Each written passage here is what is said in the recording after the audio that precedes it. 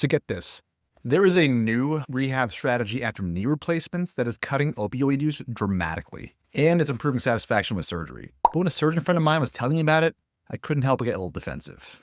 It's even getting pushback from professionals in my field of rehabilitation medicine because it's a full 180-degree flip from what we've always done. About 10 seconds into the conversation, I went from rolling my eyes to being a true believer.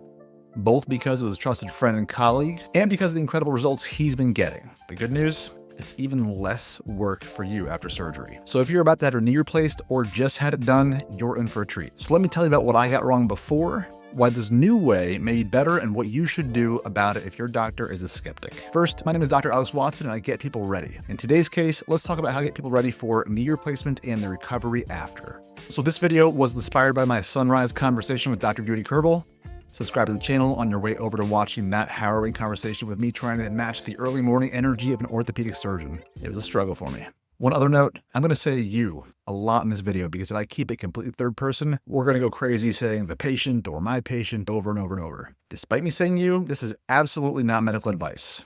Do what your surgeon says, but if they have a different approach, maybe mention this to them and see what they think. Okay, so in rehabbing many injuries, we've been shifting away from the RICE method of rest, ice, compression, and elevation. I've done at least 2 videos on this because it flies in the face of what we knew about good inflammation. But let me recap that with a quick story. So I was training for 9K, I was over at the gym, walking down the stairs on the way out, looking at my phone, checking emails like a good multitasker, and I fell down the stairs. Rolled my ankle wickedly in the process, and had about a week to recover and continue training. Normally, somebody would rest this, throw some ice on there, maybe some ibuprofen, put some compression, so with a nice wrap, and keep it elevated for a couple days till it calms down, and then slowly begin training again. But we now have an idea that inflammation is typically a good thing in certain cases. Instead, I immediately got back to training, threw some heat on it to draw some blood to the area, and protected that injury, but not rested it.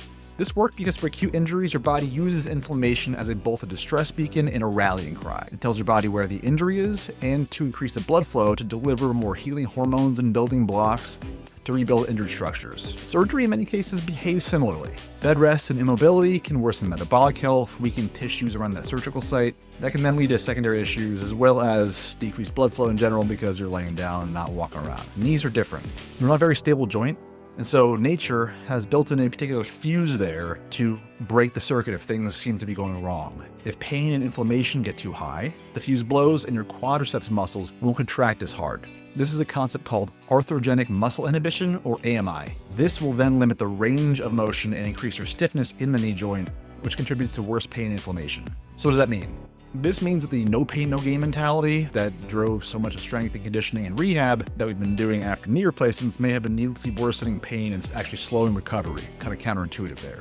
So I'm going to speculate and say that one day some very smart people essentially realized, hey, if the inflammation and the pain is enough to inhibit the quad, clearly it's potent enough to calm the cavalry. So maybe we can suppress it a little bit without worsening the outcomes. This is likely how the quiet knee or silent knee approach to knee rehab came into play. But there were still many proponents of the early mobility approach, as this was developed also based on studies showing that it reduces risk for DVT, so blood clots, early return to function, so getting mobility back and getting back to work and activities, and reducing the risk for scarring in the joint or adhesions. So how would we square the circle? Prehab is crucial.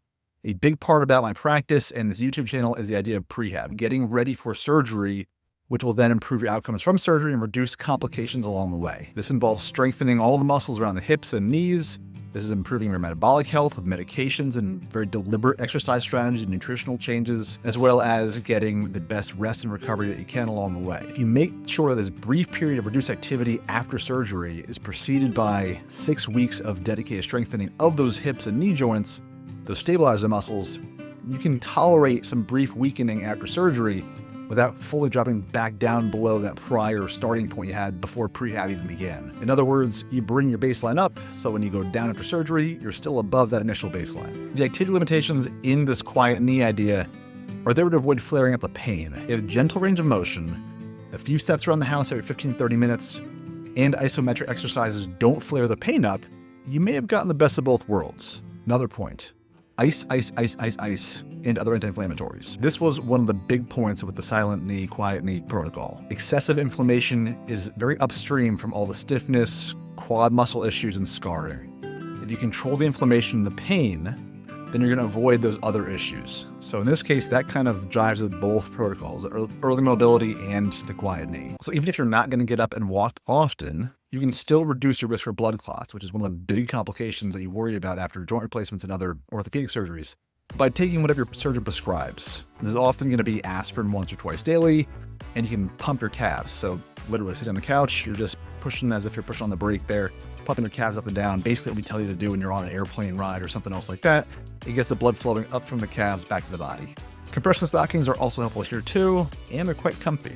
I'm actually wearing some right now. So you may be wondering, does this kind of rewrite rehab for all joint replacement surgeries? Sort of. And the main reason why is they're not all the same anyway. After shoulder replacement, we're already immobilizing it for a prolonged period of time because those structures need a lot more time to heal because it's also quite an unstable joint. Hip replacements, those don't require quite as much immobilization afterwards because the hip is a much more stable joint and all those muscles around there really benefit from movement. So if you're sitting around afterwards, you're actually putting it in a less stable position of the joint itself and you're gonna weaken those muscles more. So getting up and moving really is actually kind of one of the better things that's unanimously agreed upon.